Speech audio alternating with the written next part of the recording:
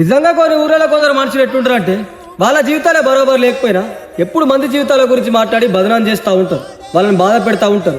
ఎట్లా అంటే వాడి కొడుకు ఇట్లా, వీడి బిడ్డ ఇట్లా, వాడి పిల్లం ఇట్లా, వాడి సంసారం ఇట్లా అని చెప్పేసి అట్లా ఎందుకు మాట్లాడతారు నాకు కూడా ఇప్పటికి అర్థం కాదు. అంటే వాళ్ళకి పైసలు ఎక్కువ ఉన్నాయన్న పొగరో, లేకపోతే వాళ్ళకంటే మేము ఒక మంచి స్టేజ్ ఉన్నామని బలుపో అని అట్లా మాట్లాడుతూ ఉంటారు. వాళ్ళకి ఒక మాట చెప్తున్నా, గర్వం తలకెక్కినప్పుడు ఒకసారి శ్మశానం వైపు చూడు.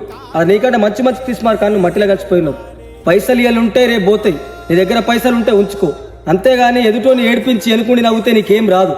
నేనైతే ఒక్క మాట గట్టి చెప్పగలుగుతా, రేపటి నాన్న నువ్వు చచ్చిపోయి అట్లా పోతున్నా, అరే గాడి చచ్చిపోయినా మంచి చచ్చిపోయినా దానికంటే అరే గంత మంచుడు ఎట్లా చచ్చిపోయినా 10 మంది అనుకున్నా ఆ జీవితానికి అంతే. అది అందం చందం సొమ్ములు సోకులు గంధపు చెక్కలురా, నీ పైసల పరుపు పదవుల వలపు కాలం చెల్లునురా.